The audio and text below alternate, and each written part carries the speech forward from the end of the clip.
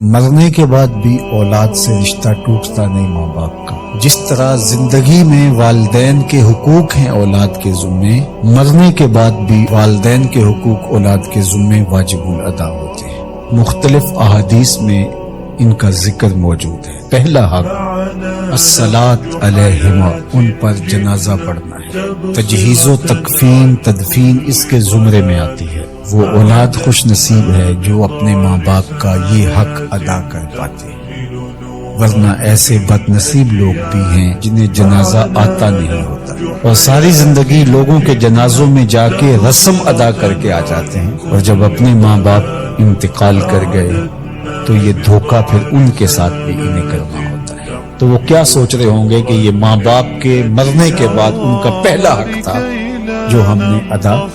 نہیں کیا۔ دوسرا حق استغفار لہما، ان کے لیے بخشش کی دعا کرنا، مغفرت کی دعائیں کرنا، اے اللہ ان کی مغفرت فرما۔ تو یہ بات ذہن میں رکھیے، جس طرح باپ کی ماں کی دعائیں اولاد کے حق میں قبول ہوتی ہیں، اس طرح اولاد کی دعائیں والدین کے حق میں، تو ان کے لیے استغفار کیا جائے۔ ایک شخص فوت ہوا اور اپنی بدعمالیوں کی وجہ سے قبر میں جکڑا گیا، تو بعد میں اچانک اس سے عذاب اٹھا لیا گیا کچھ عرصے کے بعد، تو بارگاہ عزتی میں عرض گزار ہوا، مالک میرے اعمال تو ایسے نہیں تھے کہ مجھے ان مشکلوں سے نکال کے کھڑکی کھول دی گئی جنت کی، تو کہا کہ تیرے مرنے کے بعد تیری بیوی کے ہاں جو بیٹا پیدا ہوا، تیرا بچہ پیدا ہوا، پھر اس نے اس کو پروان چڑھایا، اب وہ بولنے لگا اور اس کو وہ درس گاہ میں چھوڑ آئی، تو استاد نے اس کو پڑھایا، بیٹا پڑھو بسم اللہ الرحمن الرحیم، تو اس نے یہ پڑھا، مجھے شرم آئی کہ اس کا بیٹا مجھے رحمان الرحیم کہہ رہا ہے اور میں اس کو عذاب دوں۔ اللہ اکبر۔ اولاد نیک ہو تو اس کا فائدہ ماں باپ کو پہنچتا ہے۔ ایک حق یہ بھی ہے کہ اولاد نیک ہو، چونکہ اچھے اور برے اعمال قبر میں ماں باپ کو پیش کیے جاتے ہیں، اچھے ہوں تو خوش ہوتے ہیں، برے ہوں تو انہیں تکلیف پہنچتی ہے۔ اس لیے ماں باپ کا مرنے کے بعد جو اولاد کے ذمے حق ہے، ان میں سے ایک حق یہ ہے کہ وہ نیک اور صالح ہوں تاکہ ان کو قبر میں راحت پہنچے۔ تیسرا حق ماں باپ کا جو اولاد کے ذمے ہے وہ انفاذ العہد ہے، ان کے عہد پورے کرنے، ان کے وعدے پورے کرنے، یعنی انہوں نے جو عہد کر رکھا تھا کسی وجہ سے پورا نہیں کر سکے تو اولاد کے ذمے ہے کہ وہ اس کو ادا کرے۔ وہ عہد اللہ سے بھی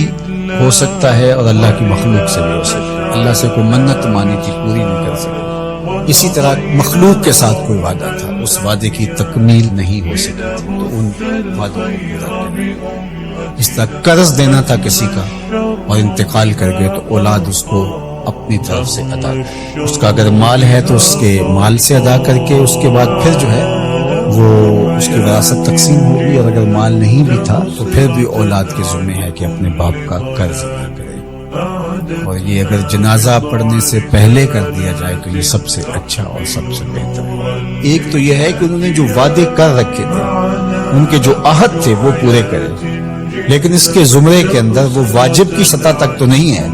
لیکن ان کے حقوق میں سے ہے کہ ان کے معمولات خیر کو جاری رکھے، یعنی جو وہ اچھے کام کرتے تھے، غریبوں کی مدد کرتے تھے، لوگوں کو کھانا کھلاتے تھے، اپنے علاقے کی مساجد کی ذمہ داریاں لیے ہوئے تھے، مدارس کی ذمہ داریاں لیے ہوئے تھے، غرباء کے علاج معالجے کی ذمہ داریاں لیے ہوئے تھے، اس طرح اور دفاعی ذمہ داریاں اپنے ذمہ انہوں نے لے رکھی تھی، تو ان کے انتقال کے بعد اگر صلاحیت اور حالت مالی ایسی ہو تو اولاد کو اس تسلسل کو ٹوٹنے نہیں دینا چاہیے، کہ یہ نہیں ہے کہ اب والد صاحب چلے گئے، ماں چلی گئی تو غریب رشتہ دار جو پردے سے ان کی مدد ہوتی تھی یا ان کے گھر کا چولہا جلتا تھا، تو ماں کے جانے کے بعد اب اولاد کہے کہ یہ آپ کا اور اس کا تعلق تھا، وہ چلی گئی تو کام ختم نہیں۔ اس معمول کو جاری رکھیں، قبر میں ماں کی روح خوش ہوگی، روح بھی خوش ہوگی، اور اس کا اجر آپ کو بھی ملے گا، اور برابر اتنا ہی اجر آپ کے ماں باپ کو بھی قبر میں ملے گا، اس لیے کہ اس کار خیر کو شروع انہوں نے کر رکھا تھا۔ تو جو معمولات خیر ہیں ماں باپ کے، ان کو جاری رکھا جائے۔ چوتھا حق ماں باپ کا مرنے کے بعد جو اولاد کے ذمہ عائد ہوتا ہے وہ ہے بر الاصدقاء، حسن سلوک کرنا باپ کے دوستوں کے ساتھ اور ماں کی سہیلیوں کے ساتھ۔ خالہ ماں کی جگہ پہ آتی ہے اور چچا باپ کی جگہ پہ آتا ہے۔ تو ماں کے انتقال کے بعد جو ماں کی طرف سے رشتہ داری کا سلسلہ ہے اس کو توڑ نہ دیا جائے کہ اب ماں نہیں رہی تو رشتے بھی ختم، اس طرح باپ نہیں رہا تو رشتے بھی ختم، تو ان کے ساتھ صلہ رحمی کی جائے۔ مرنے والے والدین کے حقوق کو کون ہے ایسا دین جو اس طرح بیان کرے گا؟ آج دنیا یورپ کی بات کرتے ہیں، وہ تو زندہ ماں باپ کو اولڈ پیپلز ہوم میں چھوڑ آتے ہیں۔ ایک ماں 10 بچوں کو پال لیتی ہے، 10 بیٹوں کو ایک باپ پالتا ہے، پھر 10 بیٹے مل کر ایک باپ کو نہیں پال سکتے۔ تو خوش نصیب ہیں وہ لوگ جو اپنے ماں باپ کی خدمت کو شعار زندگی کہتے ہیں۔